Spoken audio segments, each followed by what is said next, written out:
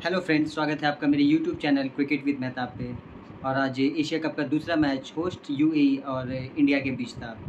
और ये मैच उम्मीद तो था कि इंडियन टीम काफ़ी ज़्यादा यानी ज़बरदस्त परफॉर्मेंस करेगी, बट उससे ज़्यादा ही आज कुछ परफॉर्मेंस किया। टॉस होती है और इंडियन टीम लगता है कि 15 टॉस हारने के बाद आज टॉस जीतती है, सारे फॉर्मेट को मिला के 15 टॉस।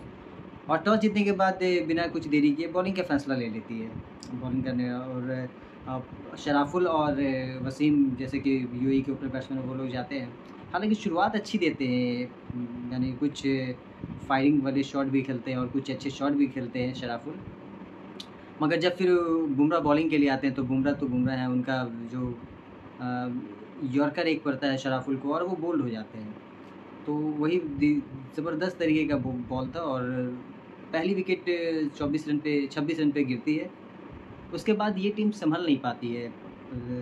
जैसे ही बॉलिंग के लिए फर्स्ट चेंज सेकंड चेंज होता है और वरुण चक्रवर्ती और कुलदीप यादव आते हैं, तो वो इनएक्सपीरियंस शो होता है कि ये लोग ना बॉल को समझ पा रहे ना कुछ कर पा रहे। मतलब कि एक तरीके से आप समझ सकते हो कि इंडिया बहुत बुरी तरीके से इन पे हावी हो गया। हालांकि टॉस जीता था, अगर इंडियन टीम चाहती तो पहले बल्लेबाजी करके एक बड़ा स्कोर बना सकती थी। मगर वो लोग जानते हैं कि सिचुएशन कभी भी आ सकती है और हमें चेस के लिए कभी भी जाना पड़ सकता है। और पिच नया था तो वो लोग बॉलिंग करके देखना चाहते थे कि क्या है क्या नहीं है।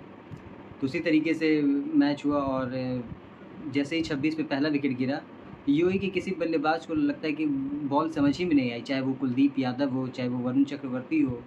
इस तरीके की गेंदबाजी हो रही थी और कुलदीप यादव तो 4 विकेट निकालने में कामयाब रहे। मगर उससे ज़्यादा सिमिंग को भी थोड़ा मदद मिल रहा था, क्योंकि शिवम दुबे को जैसे तीसरा पेसर यूज़ किया। नदी में शिवम दुबे में भी अपने हाथ धोने से पीछे नहीं रहे और उन्होंने भी 3 विकेट निकाल लिया। और भारत की तरफ से जो सबसे सफल गेंदबाज रहे कुलदीप यादव, जिन्होंने 4 विकेट निकाले। उसके बाद शिवम दुबे ने 3 विकेट निकाले। अक्षर पटेल, जसप्रीत बुमराह और वरुण चक्रवर्ती को एक एक विकेट मिलता है। और यूएई की पूरी टीम 13.1 ओवर में 57 रन बना के ऑल आउट हो जाती है।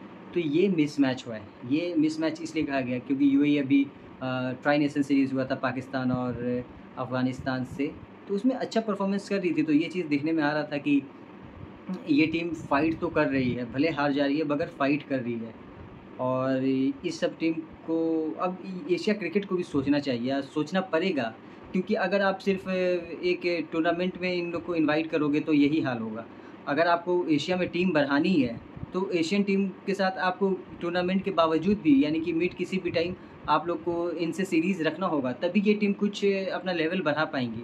नहीं तो ये टीम जैसे ही आप देखोगे कि किसी टूर्नामेंट में आ रही है तो ये मैच नहीं, ये मिसमैच होगा। आप इंडिया ये मैच सिर्फ 5.3 ओवर में जीत जाती है और 13.1 ओवर ही है, तो मतलब आप समझ सकते हो कि 18 ओवर भी पूरा नहीं हुआ ये गेम कंप्लीट हो गया। तो ऐसे कैसे चलेगा? जो भी यानी कि आप मैच पे जो भी चैनल से या जो भी प्रोडक्शन है, अगर उस पर पैसा लगा रही है, अगर उनका 40 ओवर गेम पूरा कंप्लीट नहीं हो रहा है तो फिर ये मिसमैच नहीं है तो और क्या है? तो एशियन क्रिकेट को भी ये ध्यान देना होगा कि आखिर जो टीम क्वालीफायर खेल के आ रही है तो वो इतना कमज़ोर क्यों पड़ रही है। तो या तो आप बड़ी टीमों के साथ बीच-बीच में इनका मैच दें, तब ये टीम आगे बढ़ेगी, नहीं तो फिर यही हमेशा होता रहेगा। तो इसके लिए बीसीसीआई को और एसीसी को और भी जो वर्ल्ड के जो भी बोर्ड हैं उन सबको मिल के बैठ के मीटिंग करना होगा, क्योंकि अगर आप कंट्री बढ़ाना चाहते हैं, ये क्रिकेट को बढ़ाना चाहते हैं, तो ऐसे ही आपको करना होगा। हालाँकि नो डाउट इंडियन टीम जिस तरीके की टीम है वो यही हश्र करेगी। अगर कोई भी एसोसिएशन कंट्री या एसोसिएशन नेशन खेलेगी उनके साथ तो यही होगा। बट फिर भी एक फ़ाइट तो नज़र आना चाहिए था। जैसे ये टीम पाकिस्तान और इनको अफ़गानिस्तान के साथ खेल रही थी तो एक फ़ाइट दिखता था। अफ़गानिस्तान वाले मैच में भी एक फ़ाइट दिखा था, बट यहाँ आपको किसी तरीके का फ़ाइट ही नहीं दिख रहा है।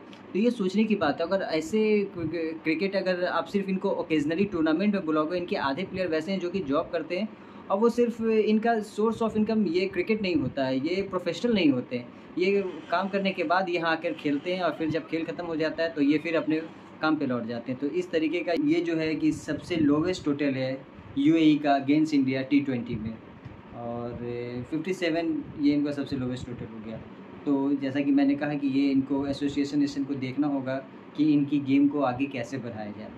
वहीं फिर 58 का टारगेट देके भारतीय क्रिकेट टीम उतरती है बैटिंग करने के लिए और गिल और अभिषेक की जोड़ी तो तबाही मचा देती है शुरुआत ही में भी। गिल और अभिषेक जिस तरीके की शुरुआत करते हैं, सिर्फ 3.5 ओवर में 48 रन बना के वहाँ पे अभिषेक शर्मा अपना विकेट गंवा देते हैं। अभिषेक शर्मा हालांकि तेज़ खेलते हैं, 15 गेंदों पे 30 रन, और उसी के साथ फिर उसके बाद जो पहला डाउन है स्काई आते हैं, वो भी पहले गेंद पे छक्का लगा के और फिर अगले ही ओवर में गिल एक चौका मार के मैच जिता देते हैं। तो मैच में तो हालांकि उतना कुछ इंटरेस्टेड रहा नहीं, बट ये चीज़ था कि जिस तरीके से इंडिया ने दिखाया कि ये वर्ल्ड चैम्पियन टीम है और वर्ल्ड चैम्पियन की तरह ही इसने परफॉर्मेंस दिखाया, और उस तरीके से ही एक एसोसिएशन टीम को जैसे हराना चाहिए था उस तरीके से हराया।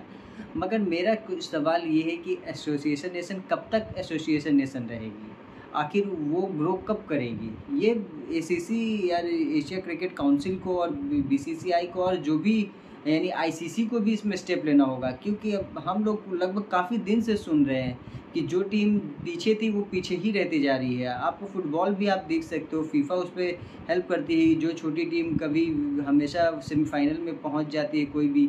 तो इस तरीके से जैसे फीफा वर्क करती है वैसे आईसीसी को वर्क करना पड़ेगा, तभी आपको जाके कुछ टीमें नज़र आएंगी जो कि आपको फाइट देते हुए नज़र आएंगे। नहीं तो आस्ते आस्ते ये क्रिकेट खोता जाएगा, और जब क्रिकेट खोता जाएगा तो ना ही फिर आपके पास बहुत सारी टीम होंगी, तो फिर कुल 4-5 टीम टीयर के बचेंगे जो टॉप क्लास के होंगे, तो फिर उसमें आप मैच खेलिएगा।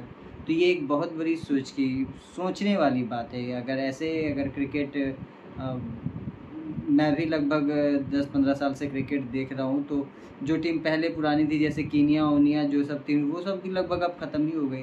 तो ये क्रिकेट के लिए ख़राबी है, ना कि एक मैच। इंडिया तो वो जो टॉप पे सुपीरियर है वो करेगा ही करेगा, और फिर 3-4 टीम बचेंगी, India, England, South Africa, New Zealand, तो यही सब टीम अगर बचेंगी तो फिर क्या होगा?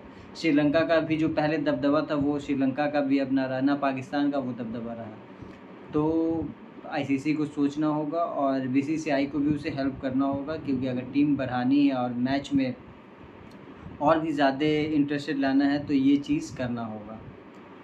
और कैसा लगा आपको मेरा ये वीडियो, मुझे ज़रूर बताएं कमेंट करके, और आने वाले मैचेस के सारे अपडेट मैं आपको देता रहूँगा क्रिकेट विद मेहताब पे। तो please like and share and मेरे चैनल को सब्सक्राइब करें अगर ये शो आपको अच्छा लगा तो।